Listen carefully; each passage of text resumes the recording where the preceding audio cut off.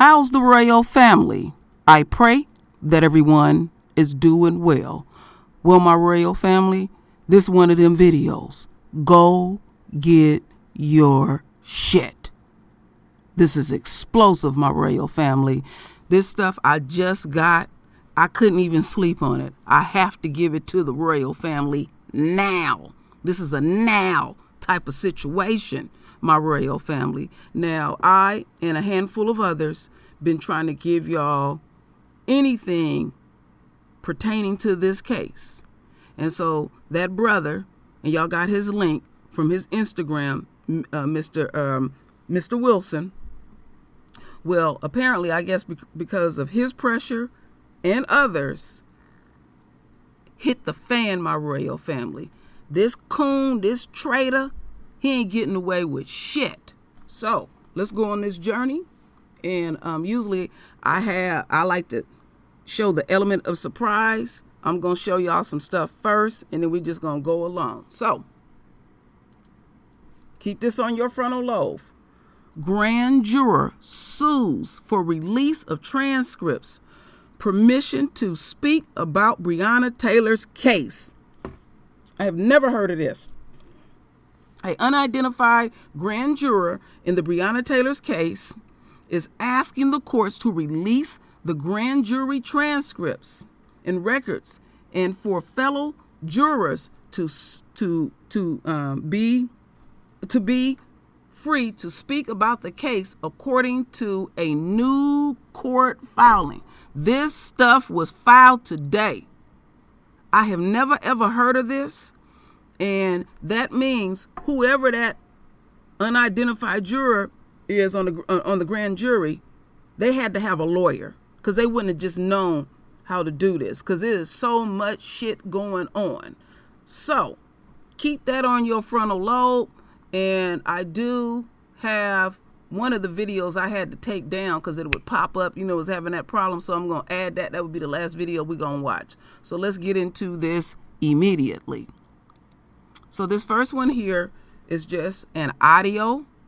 And it says, why Kentuckians, black, I'm being tongue-tied, attorney general face scorn from black activists. Okay, this is about, I think it's about like 5 minutes of it, but it's powerful. Many African Americans said they felt betrayed by the justice system when Kentucky Attorney General Daniel Cameron announced last week there would be no murder charges filed in the police killing of Breonna Taylor. For months, protesters have demanded that the 3 officers who raided Taylor's apartment be held accountable for her death. Now, many are also calling into question the Attorney General himself, a black man they accuse of working against the interest of black people. NPR's Adrian Florido reports from Louisville. When he decided he would charge only one of the 3 officers, not for Taylor's death, but for recklessly firing his gun into her neighbor's apartment, Attorney General Daniel Cameron acknowledged the decision would anger black people. I understand that as a black man, how painful this is, which is why it was so incredibly important for make sure that we did everything we possibly could to uncover every fact. He said that after hearing the evidence from his prosecutors, a grand jury had decided the officers who raided Taylor's apartment and returned fire after a shot from her boyfriend had acted lawfully. But my heart breaks for the loss of Miss Taylor, and I've said that repeatedly. My mother, if something was to happen to me, would find it very hard. It was a claim many black activists found hard to stomach. Daniel Cameron is no different than the sellout Negroes that sold our people into slavery. On Friday, activist Tamika Mallory spoke in downtown Louisville with Breonna Taylor's mother standing beside her. That is who you are, Daniel Cameron. You are a coward. You are a sellout. And you were used by the system to harm your own mama, your own black mama. We have no respect for you. You do not belong to black people at all. It's a sentiment many black people in Louisville have expressed in recent days. Marcus Reed runs a restaurant near where Breonna Taylor was killed. I don't know if they hypnotize him or whatever, but he's not for us. His skin is black, not the way he thinks. He don't really care about us. He said his friends and family all agree. But it's a charge that Cameron, a 34-year-old Republican and the first African-American elected Kentucky Attorney General, rejects. His office declined an interview request, but here's what he said at last month's Republican National Convention in a speech criticizing Democrats and the, quote, anarchists he said were tearing up American cities and attacking police. They believe your skin color must dictate your politics. And if you fail to conform while exercising your God-given right to speak and think freely, they will cut you down. But black activists have scorned him also, they say, because he's closely aligned himself with police unions. He's sued Democratic Governor Andy Beshear over his executive orders aimed at containing the coronavirus, which has disproportionately affected black people. University of Louisville political scientist Dewey Clayton says the Breonna Taylor decision was a tipping point. People are saying something's got to happen here, and public policy has got to change. So I think you're getting the bowling over of a lot of frustration. But he said he wouldn't go as far as questioning Cameron's blackness. I don't think it's a fair charge to call him a race traitor simply because he didn't seem to bring any homicide charges, which everyone knows is very difficult anyway. Because of Kentucky law that gives police officers leeway in performing their duties. But he said the case has nonetheless been an important test for the Attorney General. And he said Cameron has not looked good, refusing to answer basic questions, like whether his office recommended additional charges to the grand jury. That's led people to demand Cameron release transcripts of the grand jury proceedings. Professor Clayton said if he does, it could help Cameron regain credibility among the broader black community. Adrian Florido, NPR News, Louisville. All right, my royal family, shut that down. I don't want any pop-ups. And let's see here. I'm going to take this all the way down. I feel like this is extremely necessary to listen to, and it will speak for itself. It's a little over 12 minutes. Very, very powerful. This is Democracy Now! I'm Amy Goodman. After nearly 200 days of protest calling for justice for Breonna Taylor, the 26-year-old African-American woman shot to death in her own apartment by plainclothes Louisville officers serving a no-knock warrant, new evidence is raising troubling questions about the integrity of the crime scene after the raid and the investigation that followed. On Thursday, a grand jury failed to charge any of the 3 white Louisville police officers involved in the killing of Breonna Taylor with her death. Kentucky's governor, Louisville's mayor, have joined calls to release the grand jury transcripts. Vice News has obtained body camera footage from Louisville Metro Police Department officers and SWAT team members from the night of the raid that raises questions about the investigation. On Saturday, Vice posted a clip that shows former Detective Brett Hankeson, one of the 3 officers who fired their guns and the only one now facing charges. He's facing charges of first-degree wanton endangerment for gunshots, not that hit Breonna Taylor's apartment or her, but that hit a neighboring apartment. In the footage, Hankeson can be seen entering Taylor's apartment while investigators are there examining the crime scene. At one point in the footage, Hankeson asks about a shell casing on the ground, saying, "That's theirs?" before an unidentified officer tells him to leave until the PIU, the Public Integrity Unit, arrives. This is the clip. Theirs? No, it's ours. It looks like theirs is in there. Well, I'd back out until they get PIU in here. So, I seen if there are any guys visible. We did not see it. Video footage also shows Detective Hankeson lingers in Taylor's apartment even after he's told to leave the scene of the active investigation of an officer-involved shooting in which he is one of the officers. It also shows that none of the officers who were part of the raid got separated or paired with an escort. This comes as a ballistics report from the Kentucky State Police was unable to determine that Taylor's boyfriend, Kenneth Walker, shot Officer Jonathan Mattingly, as he has been claimed to have done by the Kentucky Attorney General, or if Mattingly was hit by friendly fire. During the raid, Walker fired a warning shot at the front door and said he believed it was a home invasion. He didn't know who was raiding his apartment. He even called the police to ask for help. He has a license to carry firearms. Meanwhile, the footage from the body cameras appears to corroborate several parts of Walker's testimony. Walker says when officers arrested him, they threatened to set a dog on him and told him he'd spend the rest of his life in jail. This is a clip from the body camera footage of his arrest. Walk straight back, or I'll send this dog on you. Walk back to my voice.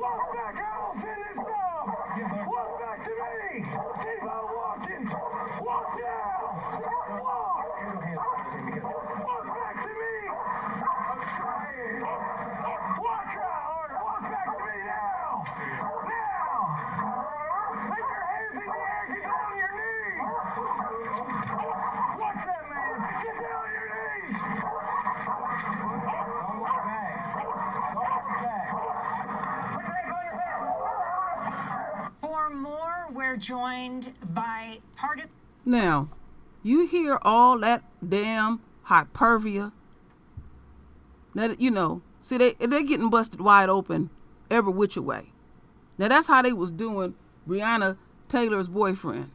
He is distraught. His old lady is dead. I mean, they was asleep. He's like, am he in a dream? What the hell going on? And all that screaming and hollering, how they do shit. And they sitting up there lying, saying, oh, we didn't have our own body cams or nothing. But then, you know, when it's gunfire, they showing up. Because what I had read doing my research even yesterday, that they had about 100 cops there after the fact. See, they thought they was going to do the sneakeroo and, you know, do what they usually do. You know, like I said, this was to me all about just having some funs and jollies with someone. Because they had already put a warrant on her her ex-boyfriend, Jamarcus. He was already shackled down. And people been asking, what was the reason for them to even be over there? I'm finding out they didn't even really surveillance the place. They was grasping for straws once they got busted at their shit. But we still have to thank Mr. Wilson, because pressure, that's something Breonna Taylor was, her mother said that she always talked about, applying that pressure. Something got to give. Something got to give, you know?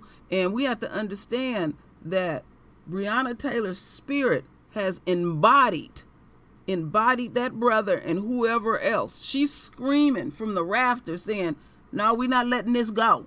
No, not one damn bit. As we continue on, my royal family.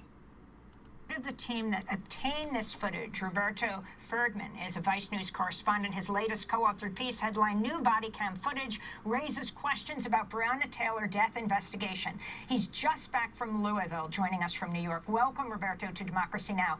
Tell us who is shouting this right now, and talk about the significance of this footage. I think most people listening or watching right now are saying, wait a second, I thought there was no footage, that the officers who engaged in this no-knock raid did not have body cam cameras. So you're right. From the very beginning, the police department and the city have maintained that none of the officers who executed the search warrant were wearing body cameras, because they're part of a unit called the Criminal Interdiction Division, and they often perform their duties in plain clothes, as they were that night. And up until then, because since the policy's been changed, they didn't have to wear body cameras. That being said, there are many officers and SWAT team members who arrive on scene immediately afterward. And all of those officers, most of them are uniformed, have to wear body cameras, had to at the time, and were wearing body cameras. So we acquired about 45 different body cameras. I mean, it's many, many hours of footage. Some of these are 30 minutes long, or many of them are. And we sifted through those. The video of where you see Kenneth Walker being arrested, walking backwards, that's the body camera of a canine officer who comes over to kind of rush Walker to walk backwards faster. The other body camera is from one of the SWAT team members. There are probably about 10 others, and we're working toward more stories at the moment to help folks show what can be gleaned from those videos and from other documents as well. Explain who's screaming at him, and who also was captured on camera saying to him, Kenny Walker, this is Breonna's boyfriend, screaming at him, you're going to spend the rest of your time, rest of your life in jail, and threatening to sick the dog on him? So the officer who's threatening to sick the dog on him is an LMPD officer whose last name I believe is Nemono. The person who tells Kenny that he's going to spend the rest of his life in jail is Brett Hankerson, one of the 3 officers LMPD says fired their weapon that night, and who was fired over the summer. I believe it was at the beginning of July. But Hankerson is not just the officer who tells Kenny that he's going to spend the rest of his life in jail. He's also the officers, as you pointed out, who can be seen inside of the apartment. He walks up to the front door immediately after SWAT clears the apartment, leaves, and then comes back and steps into the apartment. None of this is supposed to happen. In fact, what is supposed to happen is very far from it. All the officers who are involved in any critical incident, especially officer-involved shootings, are supposed to be separated immediately and paired with what's called a peer support officer, someone who brings them over, puts them, for instance, like in the back of a car so that they don't speak to other people, so that they don't involve themselves in the crime scene. But, these things don't seem to have been enforced, these policies, and it is so flagrant in some instances that one of the officers, Mike Campbell, he's one of the 7 who executed the raid, actually ends up interviewing neighbors, witnesses, and not only can be seen on video walking down the stairs, having come from upstairs in that unit to speak to neighbors there, he tells investigators in an interview that he does it, and they don't say anything of it. They don't flinch. We haven't heard back from the department on what they make of that, or why they haven't pointed that out, or why the officer hasn't been punished. So I want to go to this point about the witnesses. When Kentucky Attorney General Daniel Cameron announced that no charges would be brought in direct connection with Breonna Taylor's death, he emphasized the officers who carried out the search warrant did identify themselves at Taylor's door and noted there was a witness who corroborated the officer's version of events. This is Cameron. Evidence shows that officers both knocked and announced their presence at the apartment. The officers' statements about their announcement are corroborated by an independent witness who was near in proximity to apartment 4. In other words, the warrant was not served as a no-knock warrant. When officers were unable to get anyone to answer or open the door to apartment 4, the decision was made to breach the door. So that's the Kentucky Attorney General. But according to audio and documents obtained by your news organization, Vice News, that same witness changed his story in months following the raid. In this clip Vice published this weekend, we hear the original answer given by the only witness who claims to have heard the police identify themselves that night. Did you ever hear anyone identify themselves as police? No, nobody identified himself. No, nobody identified himself. This is the witness, is that right? That the Attorney General identified as the one who said the police did identify themselves as police, Roberto? This is the witness, yes. This is the key witness. As we and other news organizations have pointed out, us as early as July, we spoke to over a dozen neighbors, including neighbors within that unit. We didn't speak to Mr. Sarpi at the time. We tried, but failed in reaching him. None of the neighbors that we spoke to, including one who lived in the unit, say that they heard police announce themselves. And the Attorney General hangs quite a bit on them announcing themselves. The importance of this, even if they did have permission for a no-knock warrant, is that when you execute a no-knock warrant, it's important that you immediately breach the door and go in. Because if you're knocking loudly on someone's door and you're not announcing yourself, that creates a very dangerous scenario where someone is alerted to people being at the door. They don't know whom it is. I think that anyone can agree that it's fair to assume it could be an intruder, as Kenneth Walker says he believed it was. But the Attorney General only presents what Mr. Sarpi says in the second interview that's recorded with the Public Integrity Unit at LMPD. He does not share that the first time they speak with Mr. Sarpi, which is on March 21st, a little over a week after the raid that killed Breonna Taylor, he has a different story. He says that he did not hear anyone. He says he did not hear anyone announce themselves. The only way he could tell that they were police was because he saw the word police on the vests, the bulletproof vests that they were wearing. And this is significant. I mean, especially given how little information has been shared with the public before we started releasing stories, and the way in which all of this was represented or presented to the public by the Attorney General's office last Wednesday, when he shared the result of the long-awaited investigation. You also wrote a piece headlined, "Initial Police Report Didn't Conclude Breonna Taylor's Boyfriend Shot a Cop in the Leg." And this is key. I mean, even if he did, you have this situation where he didn't know it was cops. He was calling the police saying, "Help us." But What about this? So this is important because it's a theme that the Attorney General brings up himself in explaining that they don't know for sure whether or not any of Brett Hankeson's bullets hit Breonna Taylor. There were differences in ballistics reports, and he says that therefore it is inconclusive. That's part of why they were not able to charge Brett Hankeson with wanton endangerment for bullets into Breonna Taylor's apartment for endangering Breonna Taylor.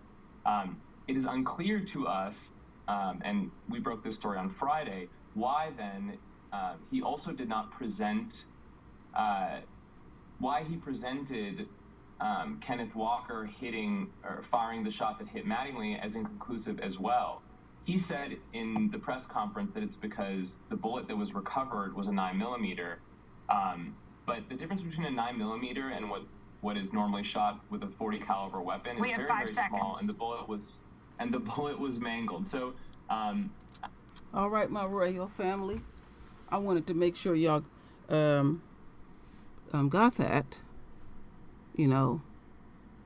because things are so-called leaking out. But again, the reason is because of that brother, because he's not holding back at all. So we just gonna keep rolling with it, my royal family. So don't forget what I had put here about what the juror, one of the unidentified jurors, requested.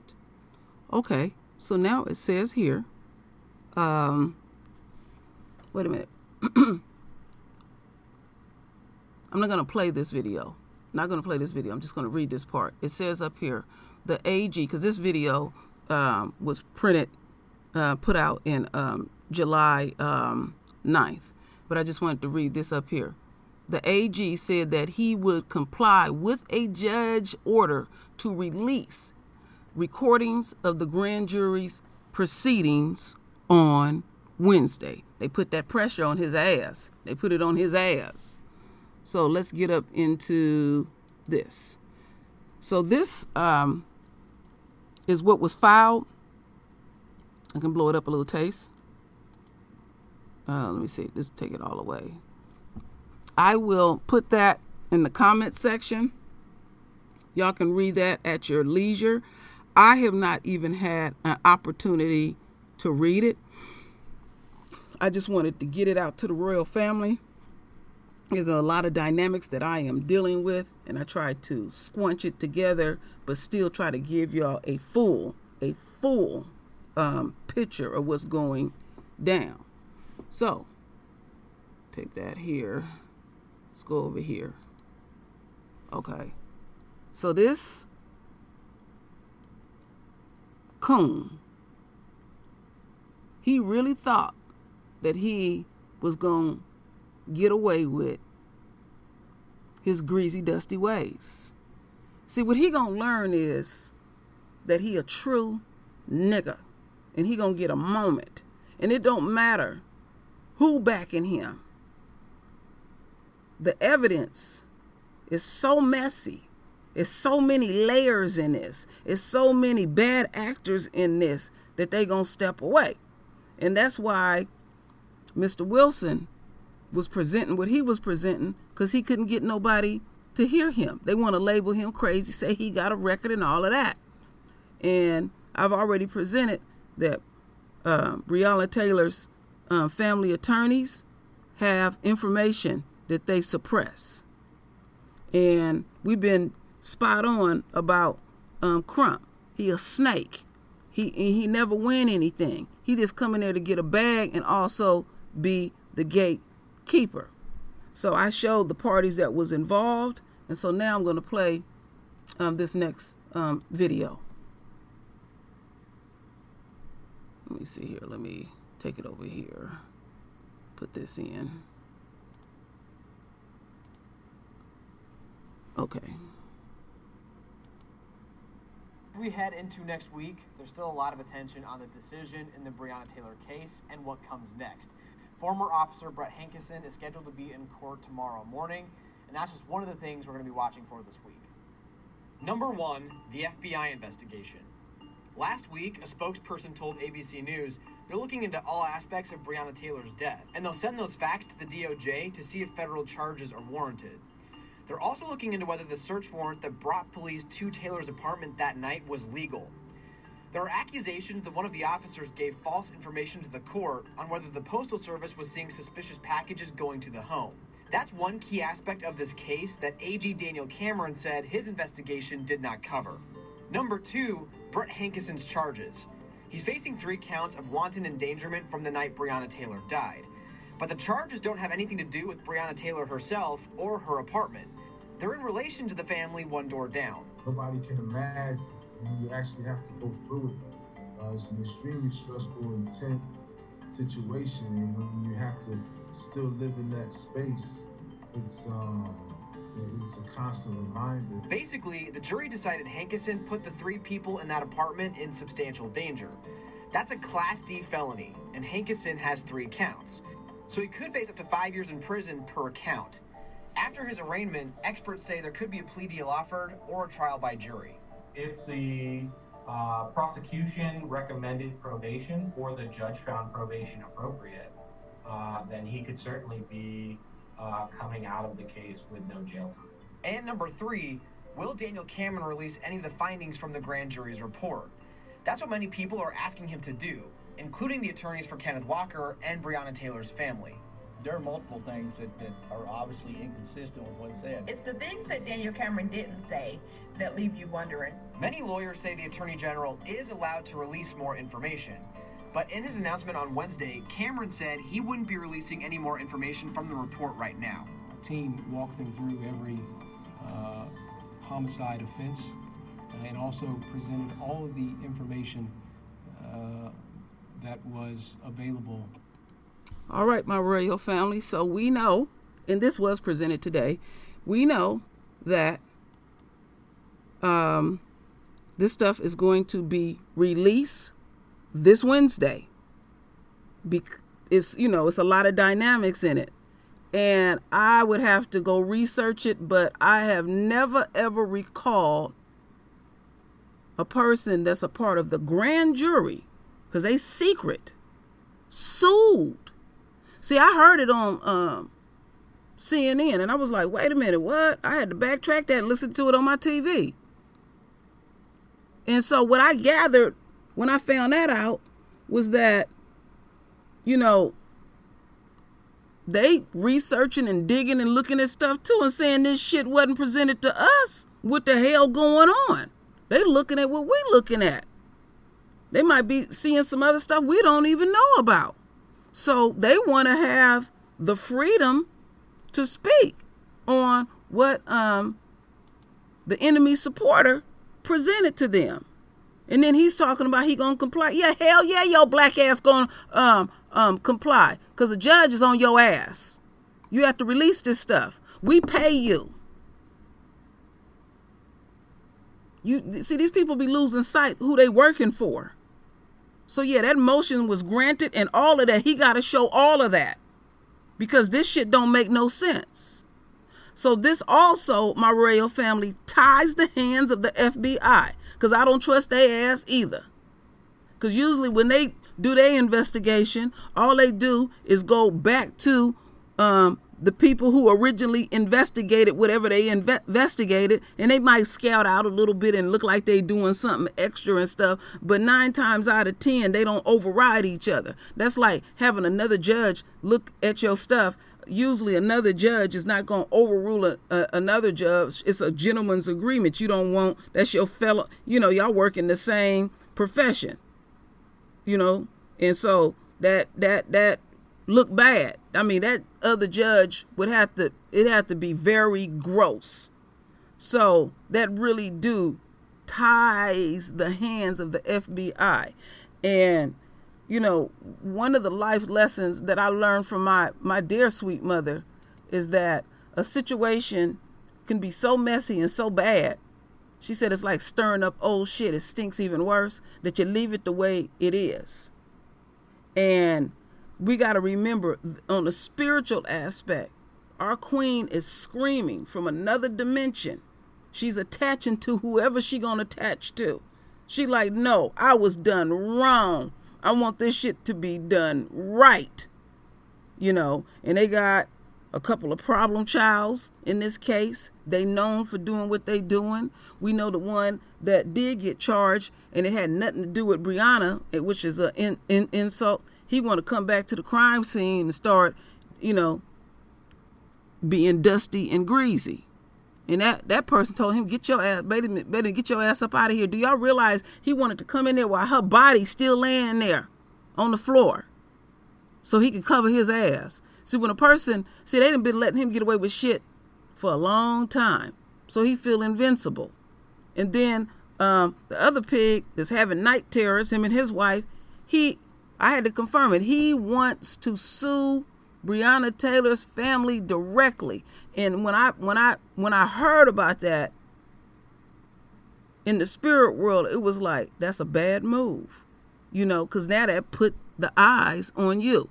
And he all up in his feeling because he feel like he's been slandered, talking about they calling me a murderer. That's what all of y'all is. Y'all went in there to murder that girl, you know, and your shit didn't work out right. See, it's all about laying the foundation, my royal family. I talk about foundations. So the foundation, the way they laid it, they go to the judge to get some little flimsy paperwork to look like they right in the situation if something occur. And usually nothing occur. They usually do a lot of this in secrecy. But see, you're dealing with the chosen ones. We are out of our captivity. And you're not quite understanding that even if you think True Royal is spitting fire to you, even if you think about doing anything negative to the royal family, you will feel for an eternity. So even how you think, I'm controlling that too. I'm speaking very clear into the universe. So then we get this coon who do business as usual. He feel like he in with the Republican Party. He feel like he in because that's Mitch McConnell's protege, and he'll do favors for him. But trust and believe, Mitch McConnell, to save his ass, he'll walk. This Negro will be by himself. And then he gonna agree to what he gonna comply to. You have no damn choice what you gonna comply to. So this article here, all the way down here with the motion that was filed today, and they did some emergency stuff, which is rare because you can see, let me go over here. You can see it was stamped on the 28th at 4:18 p.m. You know, they close at 5, so they had to get that shit in. So it's going to be interesting to see all the dynamics that's going down in this case. And this allow for the other jurors to speak freely if they choose to. Because whoever that person was, they spirit won't rest either at all. See, these things, this is part of becoming the head. It ain't no more business as usual, Esau. It ain't no more business as usual, gatekeepers. It ain't no more business as usual, Daniel Coon. You know? And then he's spitting that rhetoric, well, I stand by this and all this. So it's okay to just come in recklessly and just start shooting people. Y'all heard what I had presented the other day. You can hear that man's voice in distress. What Daniel kept talking about, well, he said he heard something. So the other 11, you just saying that they are outright lie. They was intimidating that man. He lived right next door to Breonna, and they was intimidating him. You know, they'll come over there and bang on his door, walk all up in his place. There's still a lot of attention on the decision. Walk all up in his place all foul and just drag him out and intimidate him. Stand there. That type of attitude. That's what they was doing to him, my royal family. So I had to get this out. I couldn't sleep on this, my royal family. So what I need you to do is render your voice with your beautiful divine words. And as always, my royal family, I thank you for your love. I thank you for your support. And with that said, Ashe.